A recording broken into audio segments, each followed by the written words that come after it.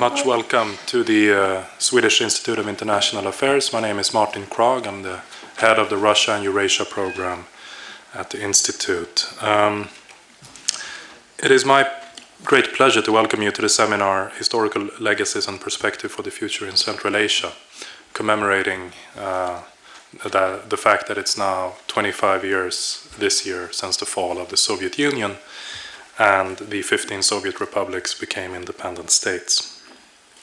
With us here today to enlighten us on the development in Central Asia are Joanna Lillis, who is the Chief Central Asia Correspondent for EurasiaNet and also a freelancer for The Guardian, The Economist, and other Anglo-Saxon journals.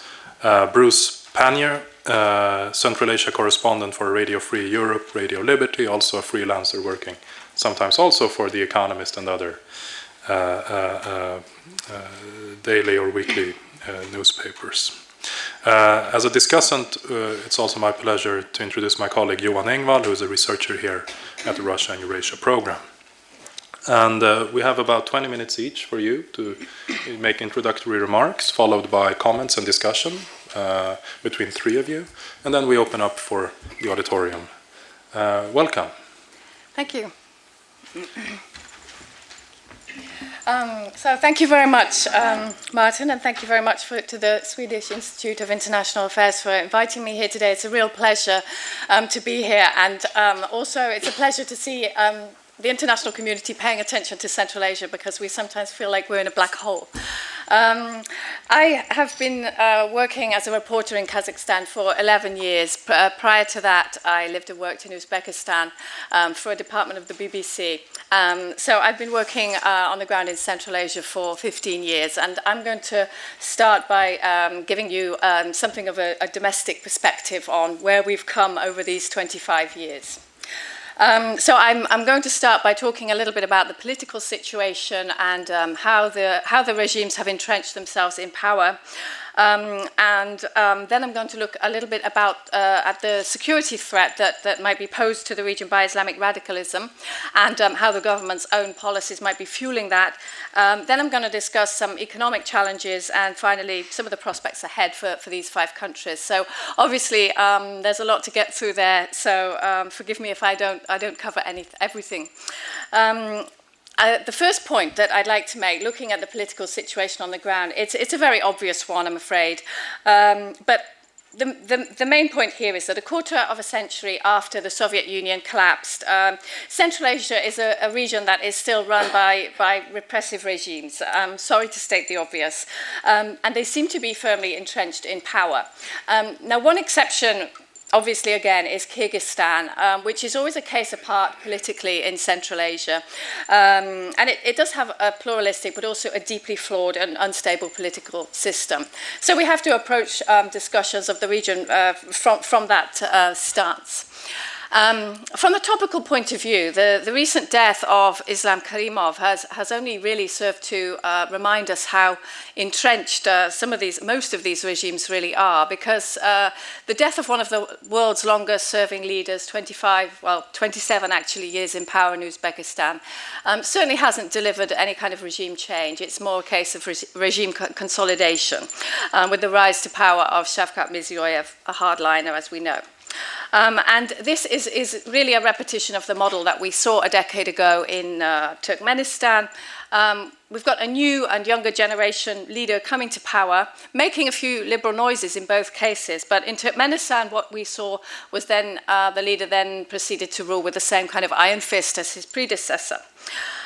In 3 of our countries, we've got thriving cults of personalities. At least that's my opinion. We have one in Turkmenistan ruled by Arkadagh, the protector. In Kazakhstan, ruled by Yelbasi, the leader of the nation. And most recently in Tajikistan, the President Rahmon was granted the title Founder of Peace and National Unity, Leader of the Nation. In all these countries, these presidents have the power to rule for life. 4 of the countries have no opposition parties.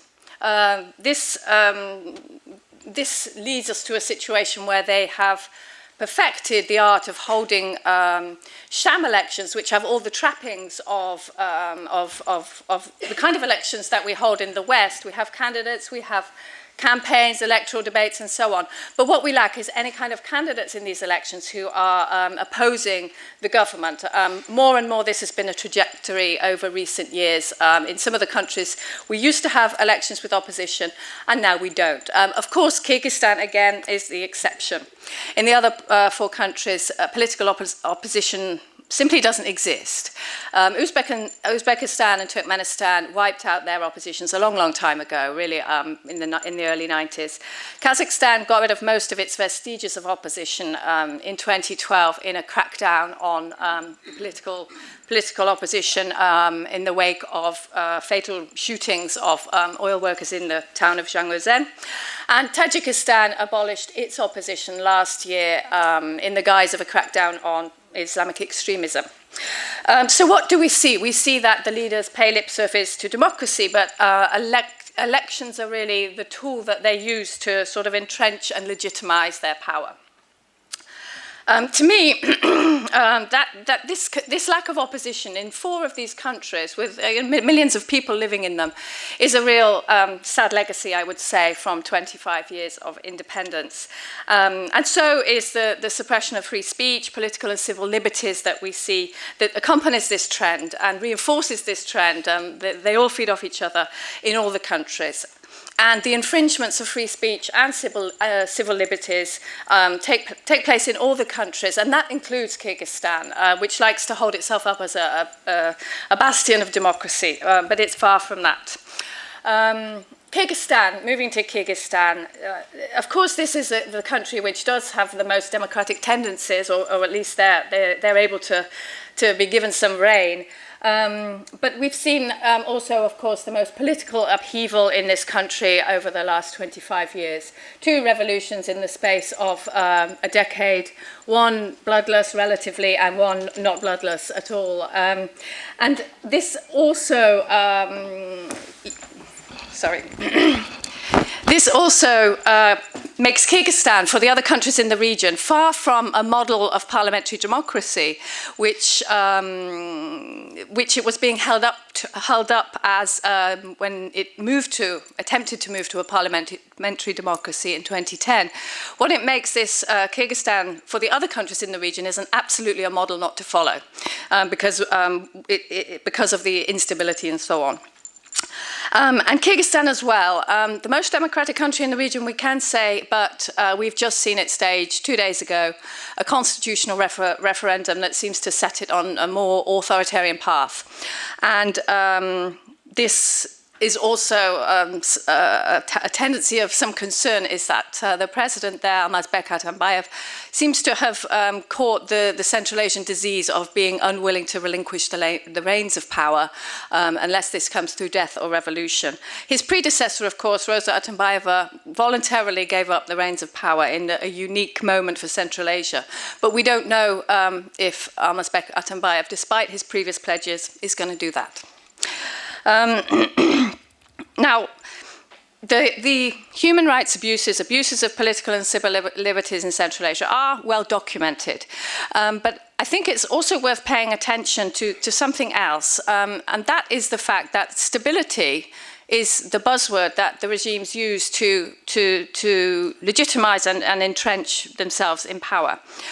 So we are always hearing talk of stability all the time in Central Asia, the need for stability and the need for continuity. These are narratives that are very forceful and forcefully projected upon the population. And of course, stability is a good thing. And yet, the narrative is also somewhat belied by the bouts of major instability that we've witnessed in Central Asia over these last 25 years. 2 revolutions, as mentioned, in Kyrgyzstan, plus a bout of serious ethnic violence resulting in hundreds of deaths. The wounds still not healed from that. In Kazakhstan, shooting of oil workers in Zhangozhen in 2011, and some extremist-inspired attacks in 2011, 2012, and this year. And in Kazakhstan also this year we witnessed the most widespread, albeit peaceful, and luckily peaceful, protests that the country has really witnessed in 30 years since the 1986 student uprising during the Soviet times against anti-Soviet uprising called Zhaltoksan, December. So this was the most geographically widespread and probably numerically widespread protest. So peaceful, as I say, but although those protests were peaceful, Astana chose to crack down with a very heavy hand on the protests and depict them as an attempt to overthrow the president. And this is not the first time that Astana has used this narrative to justify crackdowns on protesters or to explain away protests that appear to belie the myth of almost universal support for President Nazarbayev. After the shootings in Zhangozhen also, we heard the same narrative, a coup d'etat. So that's 2 attempted coup d'etats in 5 years, apparently. And what that suggests to me is that in Kazakhstan these days, which used to have, if not a flourishing opposition, certainly an active one, only a few years ago, but nowadays political dissent seems to be treated as tantamount to some kind of treachery.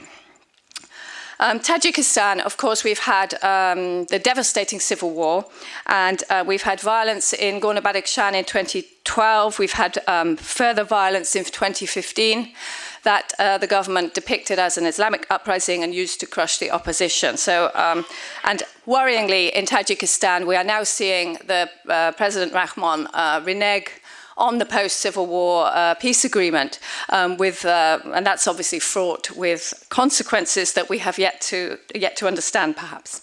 And in Uzbekistan, bouts of instability. Obviously the protest in Andijan, that was when security forces were ultimately gunned down by protesters were gunned down by security forces. So. For the countries that like to present a stability narrative, I think we can see that stability is brittle at times. And these countries, these regimes are maybe not as monolithic as they like to present themselves. What I would say is that the stability narrative is presented to the public as something that is necessary, that the strongman leader is the only thing standing between the public and either political chaos or the rise of Islamic fundamentalists. So you could say that it's a sort of self-serving myth that entrenches the regimes in power. And I have to say that propaganda pays, because people in these countries, what may look surprising from the outside is that very often the leaders of these countries, even the ones that really are ruthless dictators, enjoy a surprising amount of popularity. I was in Uzbekistan just, 10 days ago, reporting on the presidential election, and almost everybody that I spoke to said they would vote willingly and happily for Shavkat Mirziyoyev as the candidate of continuity, the rightful heir to Islam Karimov, and so on. And one man in Samarkand told me that opposition is bad, as he put it, and that people who oppose the regime are maniacs. So this also shows us that because of messages that are being presented to the public, many people are actually unconcerned by their lack of democratic rights and see this as the price that they have to pay for, again, stability. And obviously, as well as narratives, some people might call it propaganda, some people might call it brainwashing, but as well as that, keeping the population in check, we obviously have many brutal tactics, ranging from intimidation to jail time to physical violence sometimes, and also up to and including sometimes murder. The murder of an opposition leader, Altinbek Sarsenbayev, in Kazakhstan in 2006, murder of Uzbek journalist Alisher Usmanov in Kyrgyzstan in 2007, and also a few years ago in Sweden, the assassination attempt against Imam Nazarov. Moving on, Moving on now to another bogeyman, actually, that is presented to the publics of Central Asia as a real danger and a risk to them, and that is Islamic extremism. Again, this is something that is presented as a real threat to these countries, and it's very, very difficult for us to gauge just how much of a threat it does present. But it does, all indications are, especially in recent years, that it does present a real threat. There's quite firm evidence that citizens of all the countries are fighting with Islamic State in the Middle East. There was a defection of a high-ranking paramilitary commander in Tajikistan to Islamic State, and in a suicide bombing on the Chinese embassy in Bishkek this summer, we also heard of links with Islamic State, allegedly carried out by an explosives expert who trained in Syria and was resident in Kyrgyzstan. And homegrown extremism is also a problem. Kazakhstan, 2 fatal attacks this year by homegrown extremists, one in the western oil city of Aktobe, one in Almaty, commercial capital, both targeting the security forces. And that's a clear trend when it comes to such extremist-inspired attacks in Kazakhstan, that they have always targeted the security forces to date, although, of course, we don't know if that may change. As in Western countries, any countries, we assume that socio-economic disaffection, disillusionment, perhaps with corruption, with authoritarian rule, and the absence of political opposition all make people turn to extremism.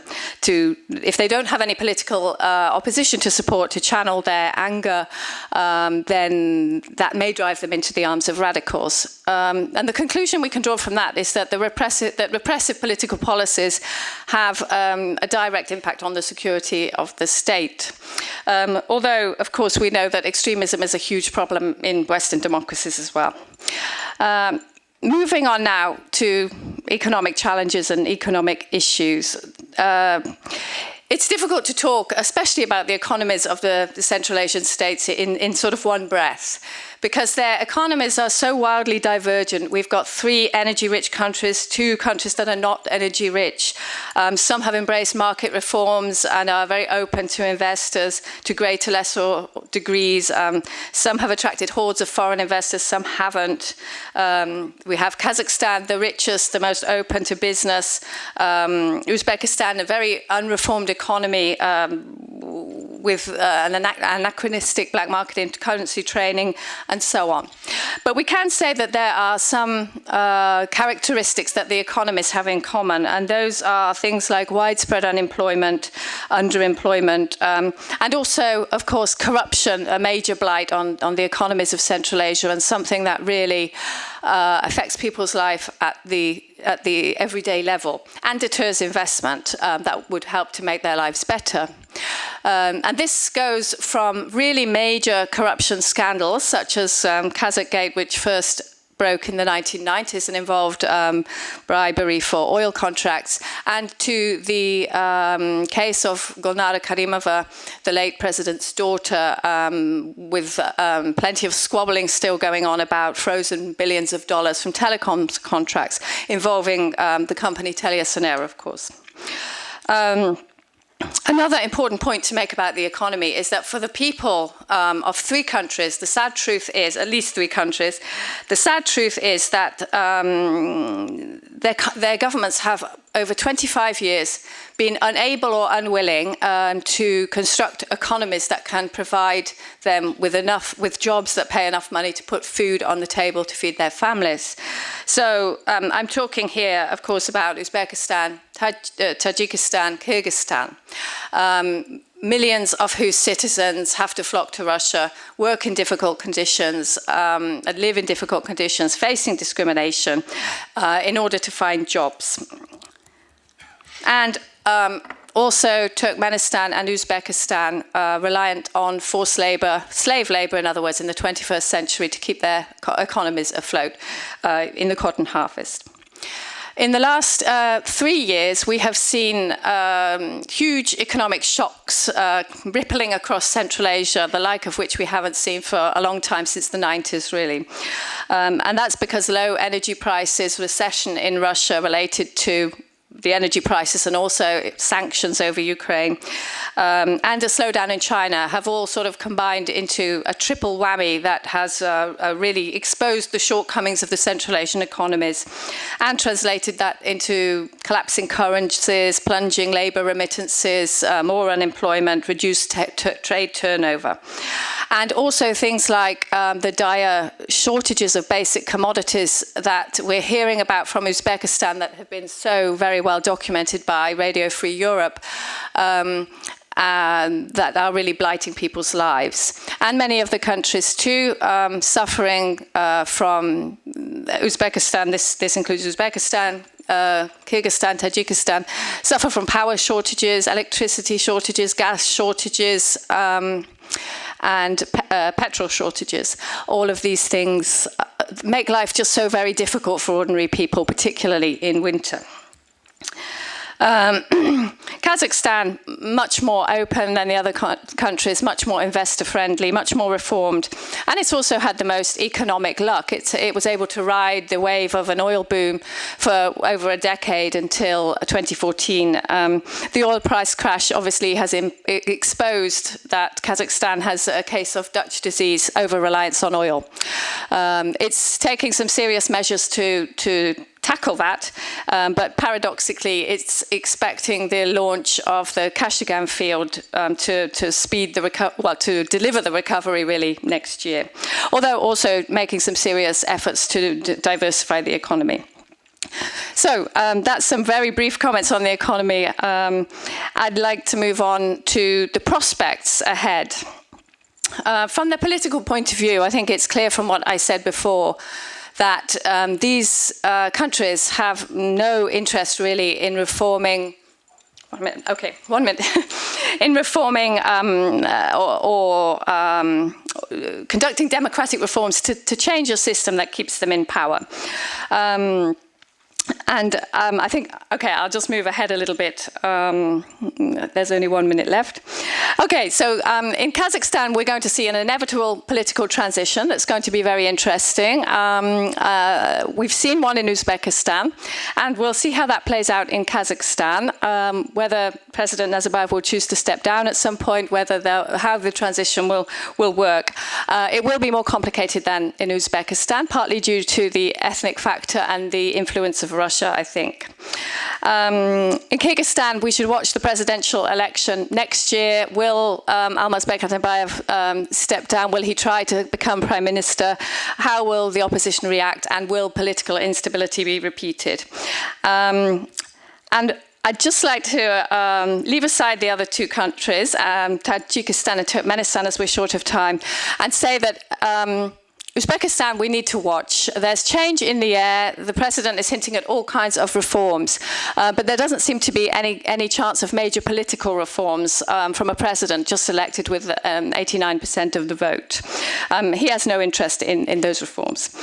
So we're seeing a difficult legacy from 25 years, but to end on a more positive note, I would like to highlight just 3 positive things.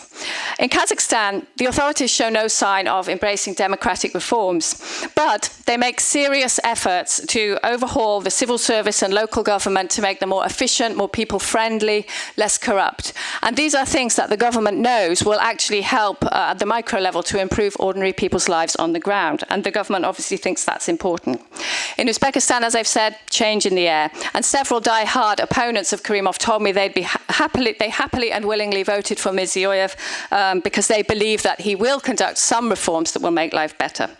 And Kyrgyzstan, for all its faults, it still has a pluralistic system. That's it. Thank you very much. Bruce, please.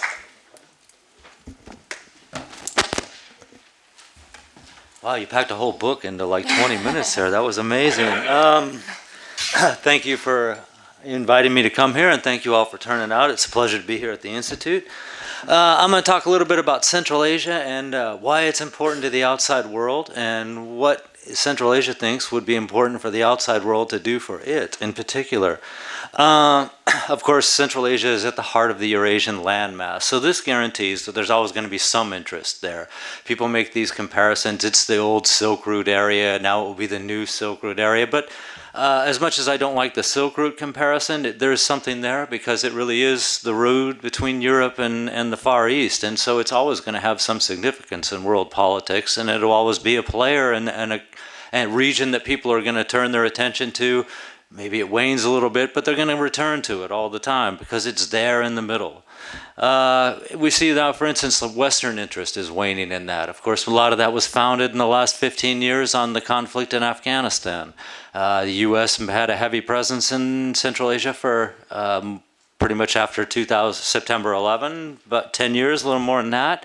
Brought in some of their Western allies, other people. We see that the U.S. is disengaging from Afghanistan now, and accompanying that is a lower interest in the West on Central Asia. Of course, Joanna was mentioning some of the problems they've had. They've affected Western relations in Central Asia too, notably the Andijan violence, which was criticized by Western governments in the U.S., and as a result, the Uzbek government kicked the United States out of the Khanabad base down by Afghanistan that they'd been using. So the West is detaching, but at the same time, there's some new interests that are inserting themselves in Central Asia, and one of them would be the CIS and specifically the Collective Security Treaty Organization.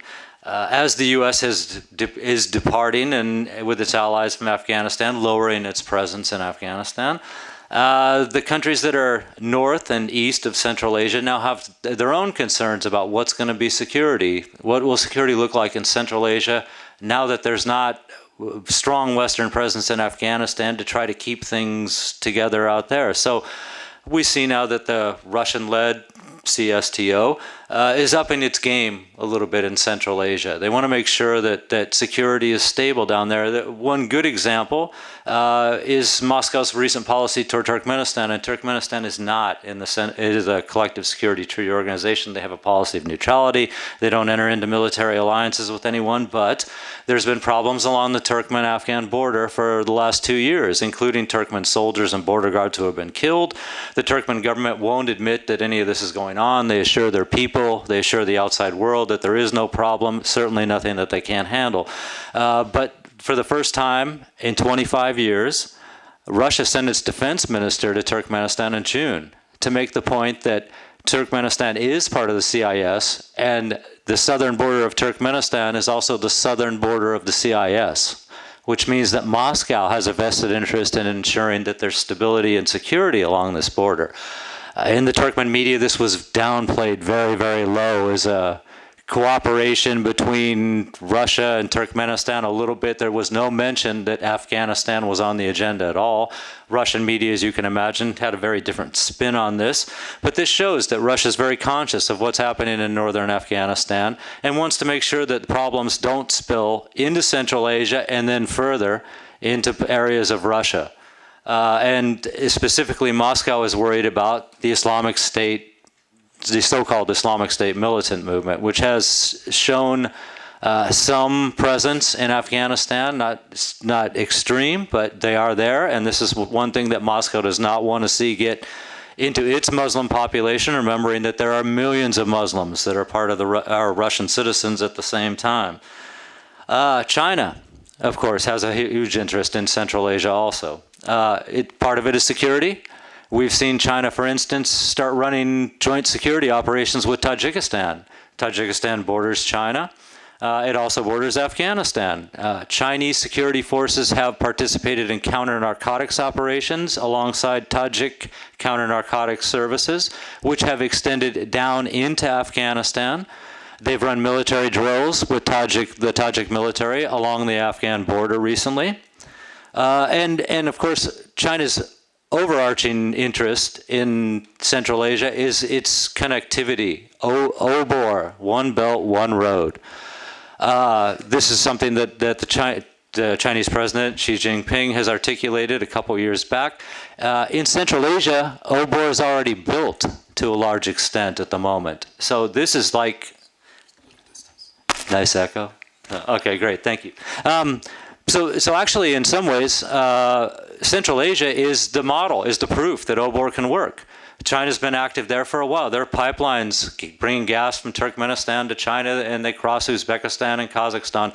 There's an oil pipeline from Kazakhstan that goes to China. Chinese workers have been building the road network in Central Asia and improving it. And while the Central Asians are grateful, because of course this makes life easier for them, they can go from north to south, east to west much easier on much better built roads. The fact is, at the end of the day, all these roads lead to China. And that's what the Chinese want. But Central Asia is in some ways a showcase for OBOR at the moment. It's an example of how connectivity can work in the region and in the wider world, which is of course what China wants. So China has a presence there, and just to briefly go off on a tangent here, if you think about Chinese presence in Central Asia in the 1990s, it was none. Practically nothing at all. Right now, China is the banker of Central Asia. Every single Central Asian country owes China billions of dollars that they've poured in for infrastructure projects. So China is there and will be there for many, many years to come.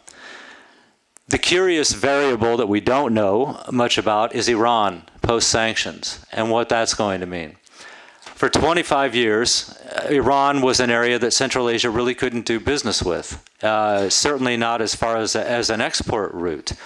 Some minor deals, oil swap deals between Kazakhstan, Turkmenistan with Iran, where they would deliver oil at the northern shores, or at northern Iran on the shores of the Caspian Sea, and then get a like amount of oil put into tankers that would go abroad, but nothing that amounted to a lot of money. But with Iran opening up, this opens up a lot of new possibilities for an export route that does not go through Russia and does not go to China. This is the way to the Persian Gulf. This is the way to the Middle East. Potentially, this is another route to get into Europe, too. We don't know how that's going to shape up, especially with the new leadership that we're expecting in my country.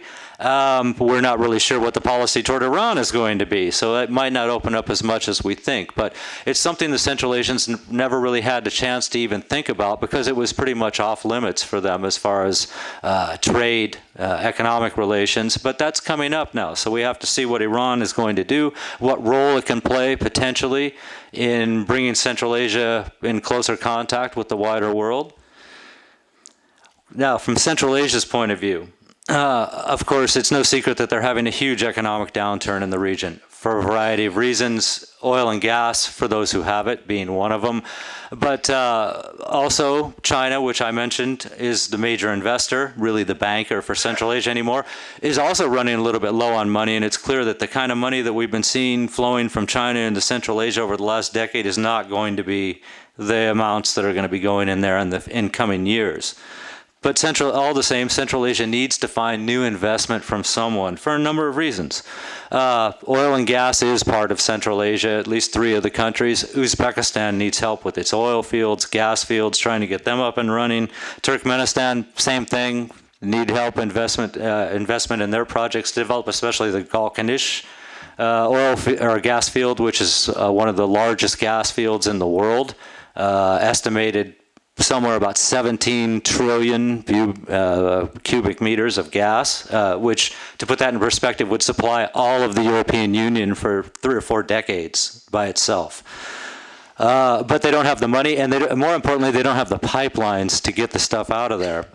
So this is another thing that they need for their infrastructure projects. They're trying to find other partners who are willing to build these pipelines to bring their gas to other places. In some cases now they're pushing through projects which seem kind of absurd, like the Turkmenistan, Afghanistan, Pakistan, India, TAPI pipeline that's supposed to bring gas to Pakistan and India, but in fact, since it has to transit Afghanistan, seems no closer to being realized today than it was 20 years ago when people first put this project on the table.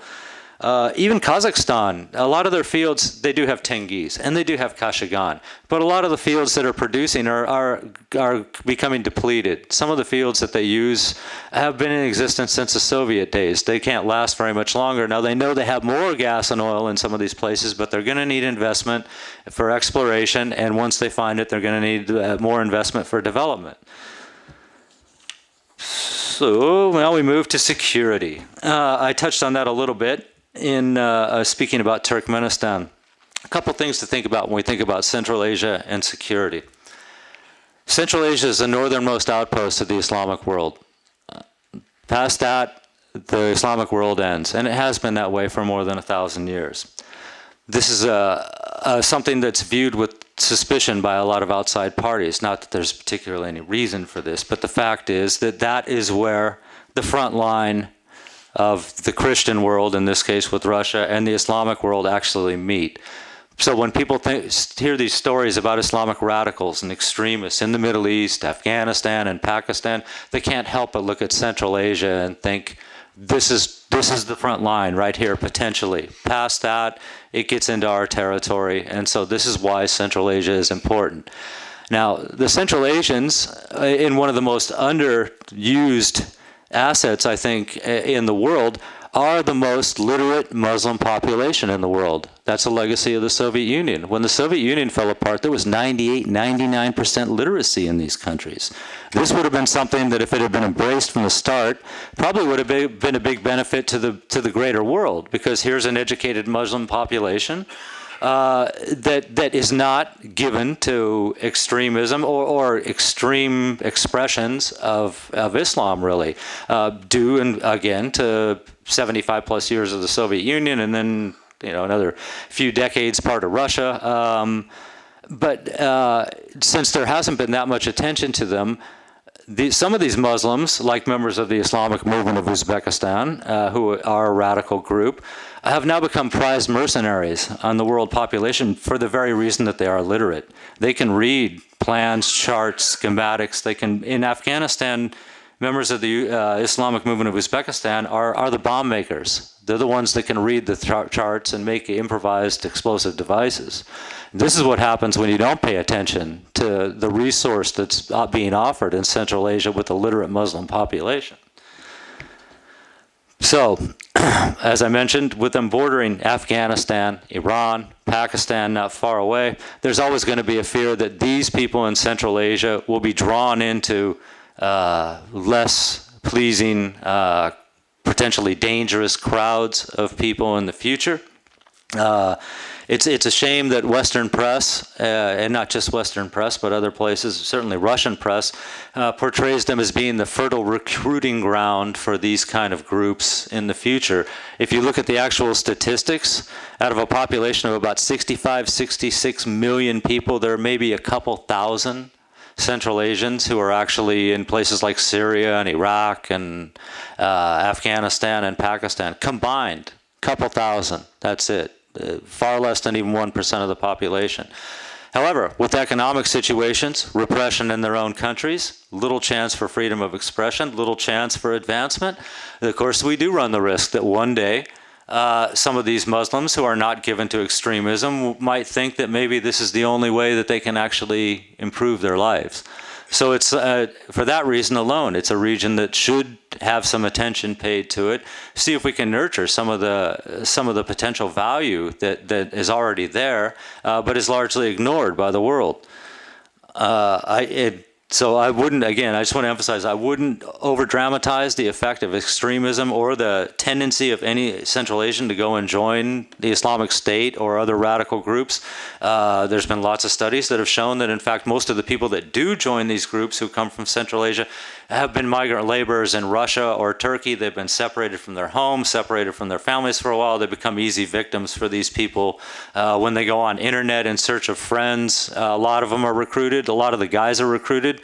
When they go on to websites that are dating websites and they're trying to find a girlfriend or something, and after a while they have no success, and they manage to hit on one of these websites that belongs to an Islamic extremist group, and the next thing you know, here's a picture of them with a machine gun and palm trees behind them somewhere in Syria. I think I can wrap this up pretty quick. The West. I mentioned that the West is detaching. One of the big questions we got, of course, is what happens when President Trump comes in? I personally am not convinced that he knows exactly where Central Asia is on the map at the moment. I'm sure that sooner or later it will come to his attention, and he will formulate something of a policy. People ask me this question all the time. What is Trump's policy on Central Asia? I don't know. I don't think he knows either. There's no way we can say. It's possible that the West will re-engage with Central Asia. Again, like I said, it's the crossroads of Europe and Asia. Sooner or later, everyone's going to be attracted back into this region for one reason or another. What the West's role will be when it does become engaged again, I don't know. But as we were talking earlier, if nothing else, it's in the Central Asians' interest that there is a Western presence there, because if you're Tashkent, Bishkek, Astana, Dushanbe, or Ashgabat, and your only friends are China or Russia, you're setting yourself up for a real hard future, because they owe China a lot of money, and Russia could take anything they want from them anytime they want, unless they have other friends. So that's where I see them constantly really needing to be engaged with the West, because it is that balance. It provides something where they can say, if Beijing isn't going to be good to us, if Moscow isn't going to be good to us, we have someone else we can turn to, which would be the West. But again, I have, with Donald Trump as president, I really couldn't say how much of a priority he's going to put on Central Asian relations, or even Afghanistan, for that matter. So we just have to see. The one thing that's for sure is that with China not having the kind of money that they used to have, Russia certainly not having the kind of money. They had problems in Afghanistan, if anything, getting worse, and a Western relationship with Central Asia that we don't really know what it is at the moment. There's going to be a lot of shifting around in the next few years, and we've already seen that the old leadership is dying out, and we're getting into the second presidents of Central Asia. So there's going to be tense moments and interesting moments coming up in Central Asia, and they will need outside help, and it's really just a matter of whose outside help they're going to take, and that will determine really where their policy is going to go. Right now it looks like I said, China's got the money, Russia's got the weapons, and guaranteeing security in Central Asia.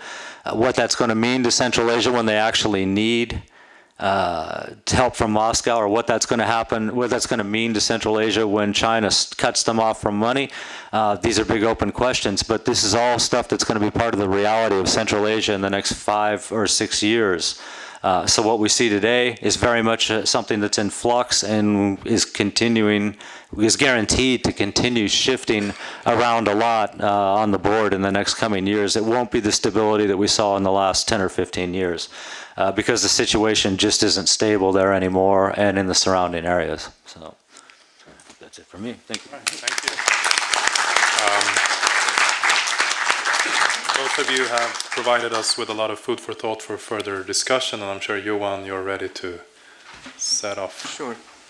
Thank you very much. Yeah, since Joanna and Bruce captured so extensively here the major domestic and external forces that are shaping Central Asia right now, after 25 years of independence, but also in the nearer future, I thought that to bring some added value, I will focus on maybe a little bit longer perspective and identify a couple of 3 or 4, depending on time, areas that I might think are crucial for the future development of this region.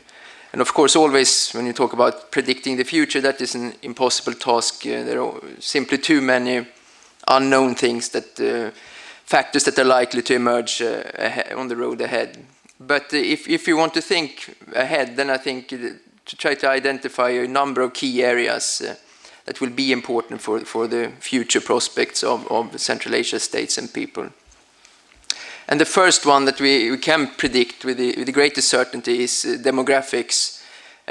Most of those who will make up the adult population in 20-25 years, they have already been born. So, and if you look at the post-Soviet space, then it's very clear that in sharp contrast to the rest of the former Soviet Union, where the population is shrinking everywhere and will continue to do so, the population in Central Asia will grow rapidly. 30 years from now, the UN, they estimate that the population will be around 90 million people, and at the moment it's 67 million today. So, and population will also, of course, what it looks like, be particularly strong in the poorest countries in the region, Tajikistan and Kyrgyzstan. So this is also then maybe likely to cement or even strengthening the structural weaknesses that are found in the region, especially when it comes to unemployment, infrastructure, and limited access to resources. A hotspot, of course, is the most densely populated Fergana Valley, which is shared between three of the countries, Kyrgyzstan, Uzbekistan, and Tajikistan, where you have 20% basically of the population of the region. And this region also has a history of troubled borders and unemployment and high labor migration to Russia. And also when it comes to the population growth, that factor in combination with the limited access to arable land in this region is also likely to further increase urbanization here.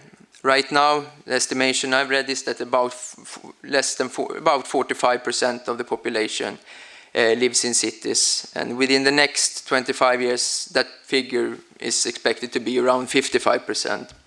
So this will also raise demands for improved infrastructure, better city governments, etc. All these things to handle this process and avoid social conflicts and also the rise of marginalized areas.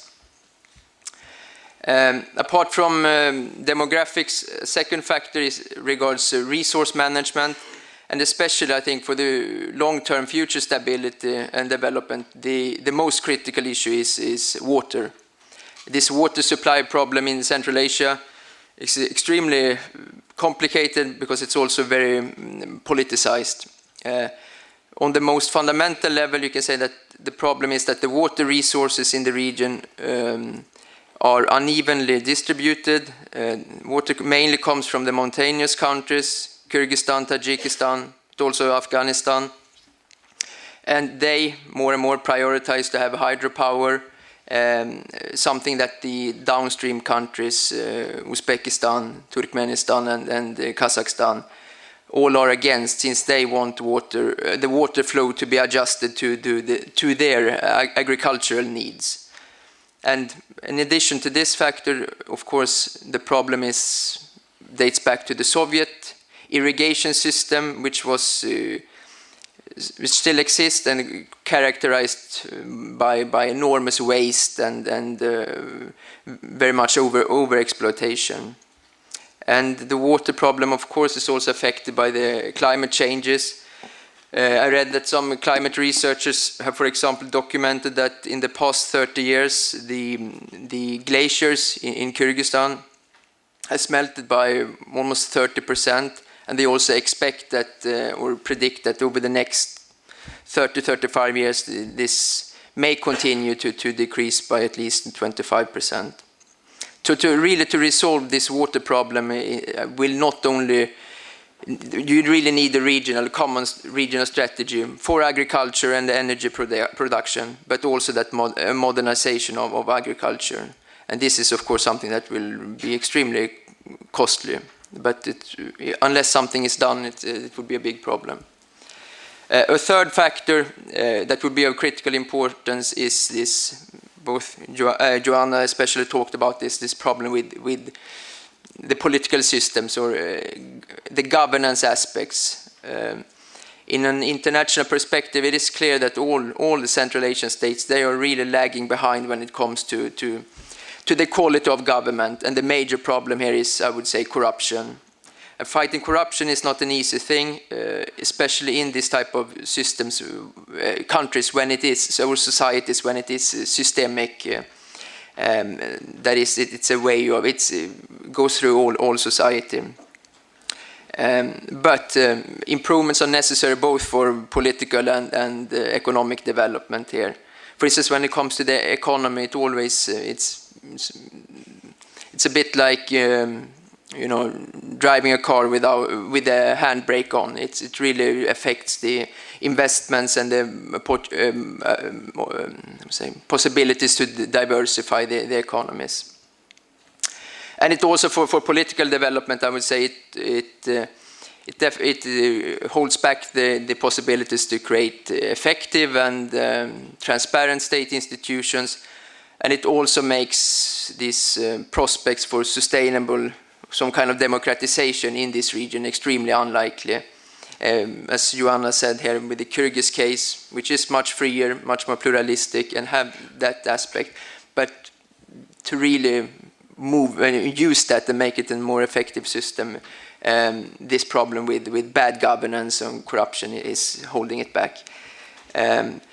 Potential source for optimism in that sense for the future is, of course, the many opportunities that are provided by technological advances here. We have different forms of e-governments, and that at least makes it possible to reduce all these countless interactions between public officials and citizens that are really the, where all this bribe taking and bribe giving are mandatory features. But to really make a change here, it's a really fundamental transformation that is needed of the very idea of what it means to be a politician or a civil servant. Finally then, briefly about, which connects more to what Bruce was talking about, the external relations. Of course, the future developments in this region will depend on what is happening in the surrounding world, not least among its major neighbors, and Russia and China.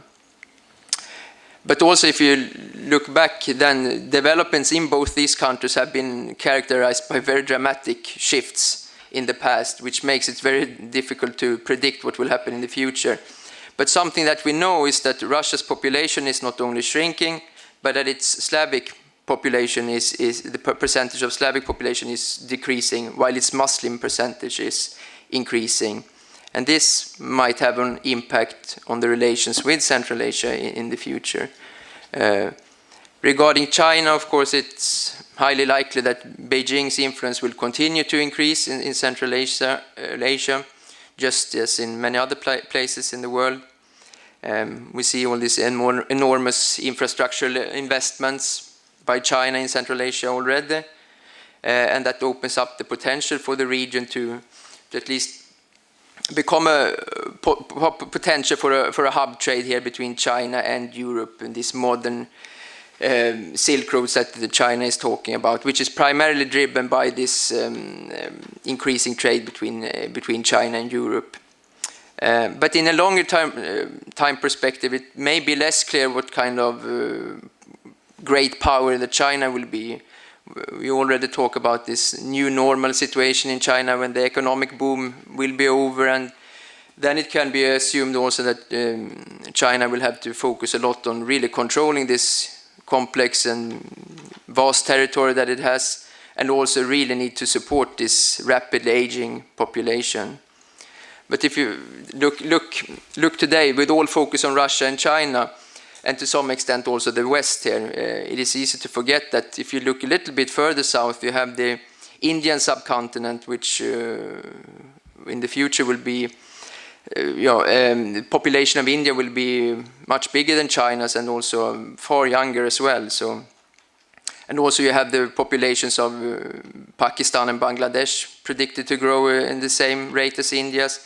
So this looks like, the South Asia might be likely here to emerge as a future center also when it comes to production and consumption. Of course, there are major problems within that region, but in a way, to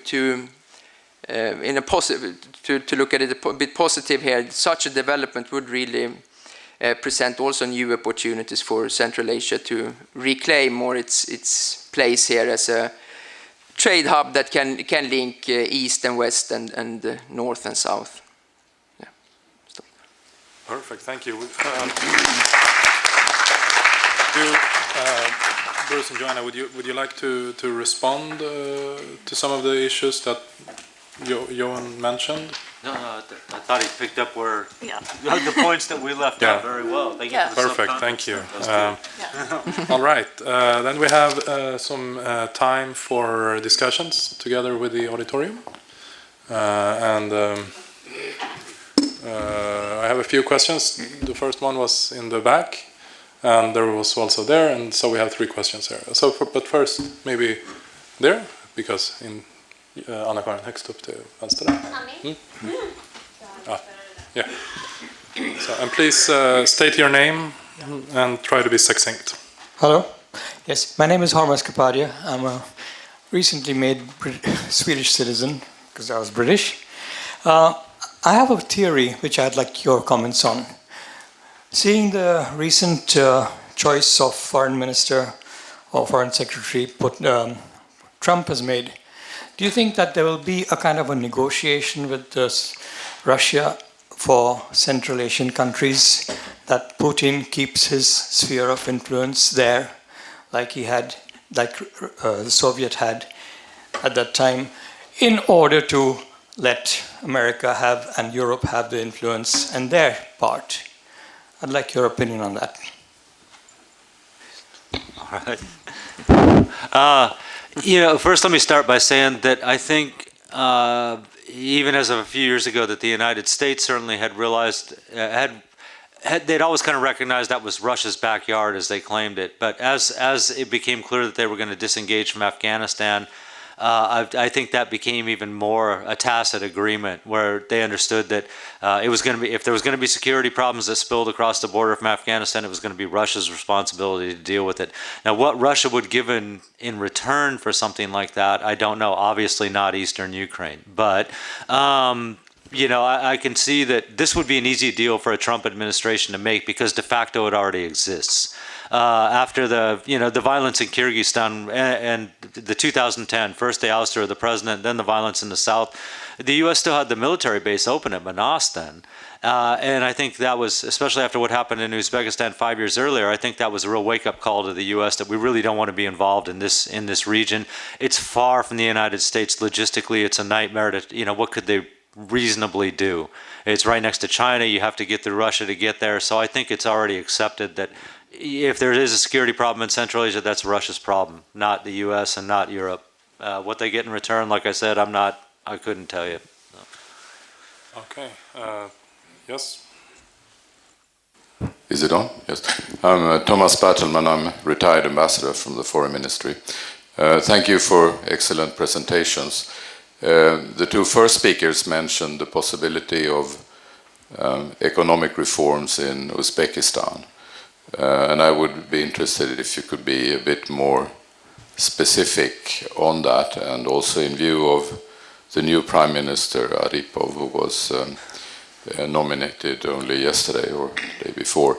And my final add-on would be, there have been rumors about the Russian oligarch Alisher Usmanov returning and playing a certain role, and not only once in September, but actually as a frequent visitor these days to Uzbekistan. And it would be interesting to see if you have some comments on that. Thank you. A very interesting question about the economic reforms in Uzbekistan. Shavkat Mirziyoyev does seem to be determined to do something to reform the economy. And I think the fact that he announced some currency reforms before he was even elected, a few days before he was even elected, is very telling. He's moved with absolutely surprising speed. And also the kind of reforms that he's not talking about but putting out in a presidential decree are really far-reaching. Basically, although it was worded in the usual opaque Uzbek manner, it appeared to hint that currency convertibility, which is always cited by Western businesses as the major barrier to business in Uzbekistan, they simply cannot convert their soms into dollars, at least not without long waits and a lot of bureaucracy.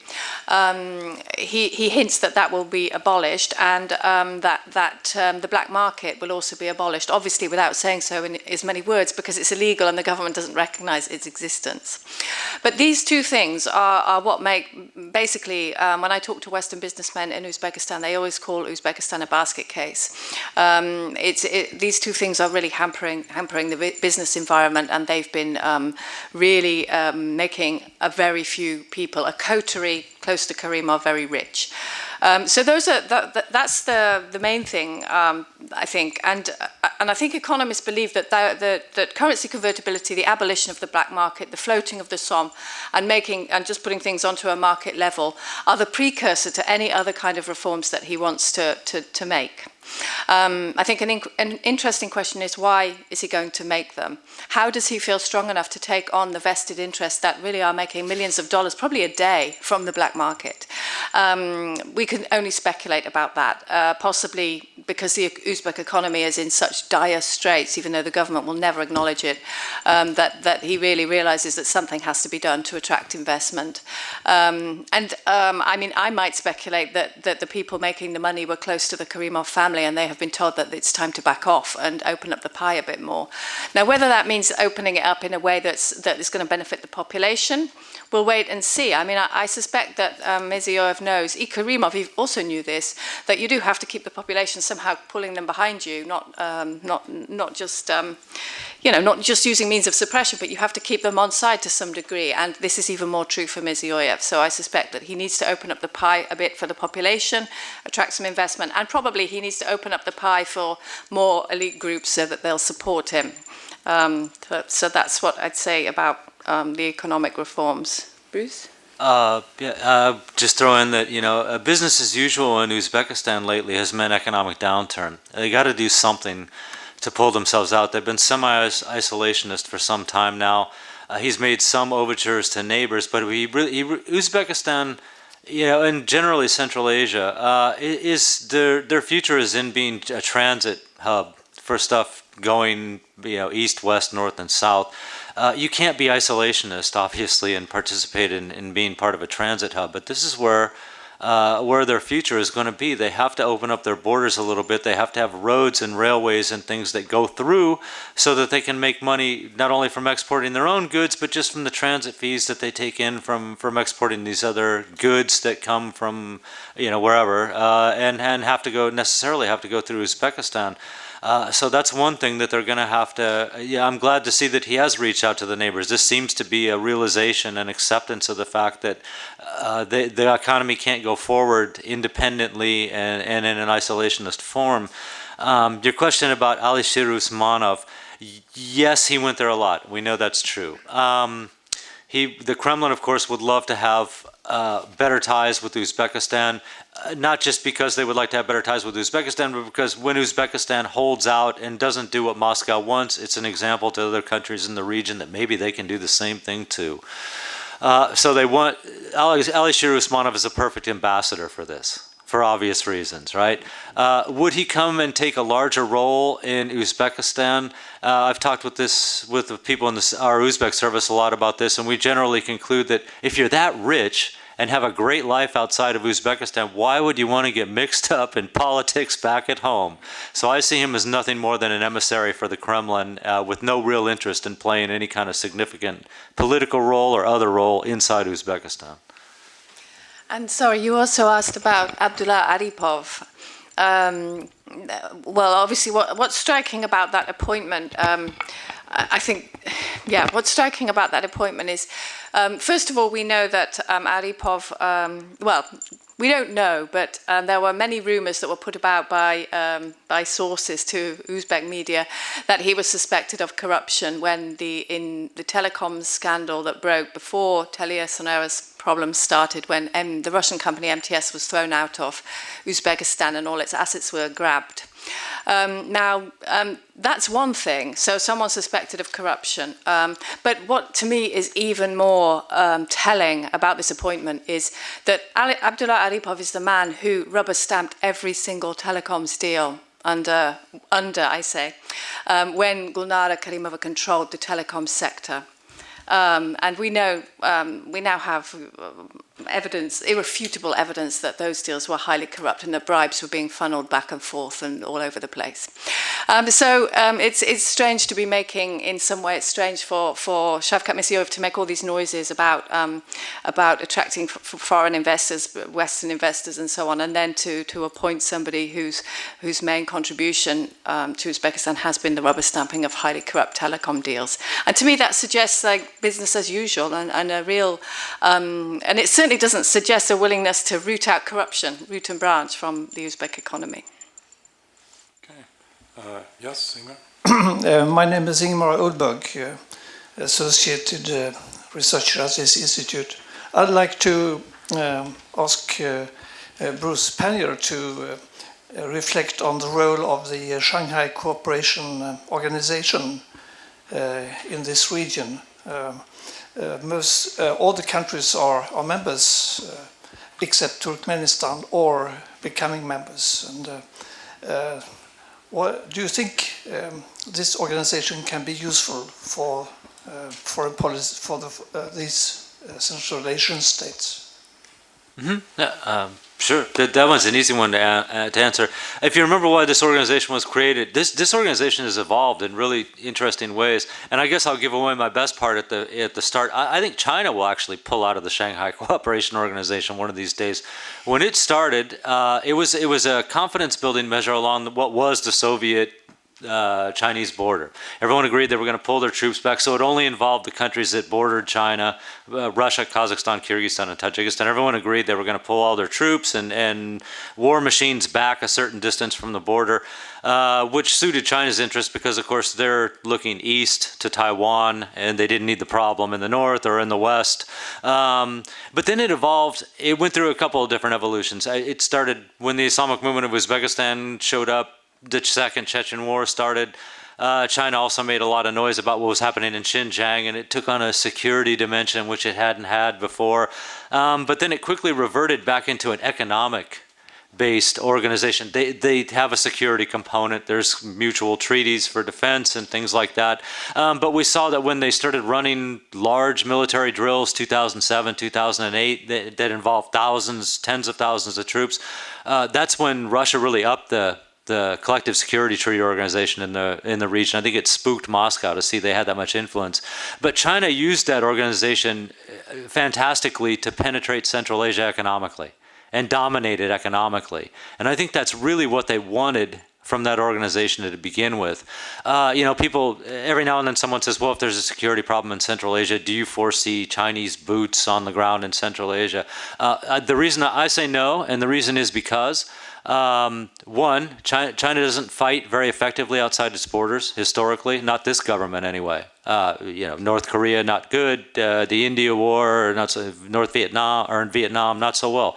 And the conflict with the Soviet Union too. They've shown that they don't fight very good beyond their borders. But more important, the criticism that Russia and the U.S. get when they get involved in these things is in the Islamic world is you're attacking Muslims. People don't see the Muslim, a lot of the Muslim world doesn't make the distinction between terrorists in Afghanistan or terrorists in Syria. They look at some European, quasi-European, whatever, military power coming into an Islamic country and fighting Muslims. And the Chinese are not blind to this.